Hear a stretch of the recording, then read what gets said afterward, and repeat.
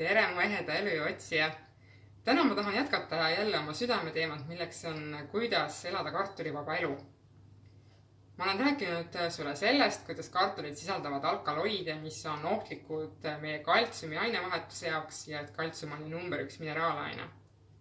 Ja mõnigi teist on kindlasti võtnud kätte ja lugenud erinevaid toredaid artikleid selle kohta, kuidas alkaloidid on kartulis ainult siis, kui kartulid on juba päris rohelised ja et te peate õige suure koguse neid rohelisi kartuleid tarbima, enne kui teiega midagi juhtub. Aga samas rootslased on kirjutanud natuke teistsuguseid artikleid ja võtnud seda asja oluliselt tõsisemalt. Nemad on leidnud, et alkaloidid võivad kartulis olla ka siis, kui kartul pole üldsegi roheline. Ja päikesevalguse või valguse kätte jäämine pärast kartuli ülesvõtmist ja tema hoiustamisel ei ole sugugi mitte ainus faktor, mis määrab ära, kui palju on alkaloide kartulis. Alkaloidi sisaldust mõjutab kogu ilmastik, palju saab taim kasvamise ajal päikesevalgust, kui palju niiskust, ka see, millises seisundis on muld, kuidas seda kartulit väetatakse. Ja väga huvitav on see, et mõned kartulisordid lihtsalt on sellised, et nendest tekib palju alkaloide ja rootslased on leidnud, et sellised sordid tuleks üldse ära keelata ja nemad ongi seda ise teinud. Kahjuks Eestis ma selle kohalisi uurimusi ei tea, nii et on keeruline öelda, mis seisundis on Eesti kartulid ja kui palju nendes võib olla alkaloide. Ja kuna me seda ei tea, siis on ikkagi parem jätta need kartulid toidulaualt välja ja püüda need asendada millegi muuga, mis on meie seedimisele, meie kehale oluliselt ohutum. Ja seetõttu täna ma proovin asendada või asendangi praekartuleid. Selleks on mul 2 erinevat varianti. Siin on nüüd käsile võetud bataadid. Näitan sulle ka ühte bataati, kui sa ei ole seda enne näinud. Niisugune tema on, selline mugul, piklik. Eestis müüakse päris palju juba bataati erinevates poodides, aga kindlasti ma soovitan sul vaadata, kust kohast see bataat pärit on. Kui need bataadid on pärit USA-st ja nad on nii suured kui sinu omaenese pea, siis võib-olla võiks nad poodi jätta. Need konkreetsed bataadid on Egiptusest ja oluliselt mõõdukama suurusega. Ma usun, et seetõttu ka palju ohutumad.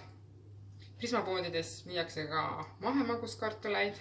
Need oleks kindlasti kõige parem valik. Need käige ringi ja vaadake. Maguskartulit minu meelest toodavad veel Hispaania ja Iisrael ja sealt nad tulevad ka sellise oluliselt mõõdukama suurusega. Eestis väidetavalt on ka võimalik maguskartulit kasvatada soojal suvel, teda peab vist ette kasvatama juba kõigepealt aknalaua peal ja kasvuhoones. Aga et pidi olema täiesti võimalik. Mis ma nüüd teen selle maguskartuliga? Ma koorin ta ilusasti ära ja olen teinud niisugused ribad või sellised nagu praekartuli moodi tükid. Ma panen need ahju. Siia peale ma praegu panin broileri praest järele jäänud rasva ja soola. Ning kuna osa nendest kartulitest söövad ära lapsed ja teise osa täiskasvanud, siis ma mõtlesin, et ma maitsestan neid nagu natukene erinevat moodi. Et lastele jäetava osa ma jätangi nii nagu ta on, soola ja broileri rasvaga.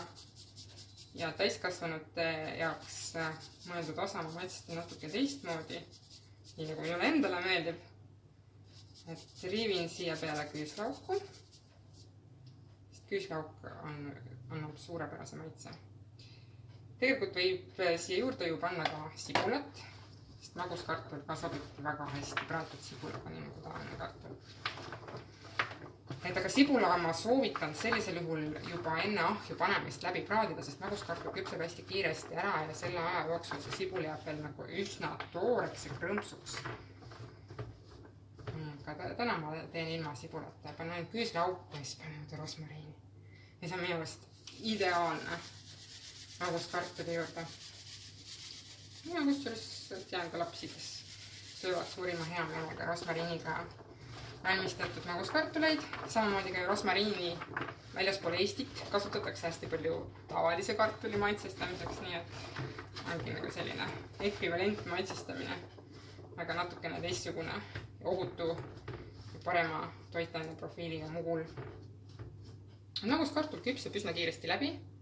Ma panen ta pöördõhuga 175 kraadi juures ahju.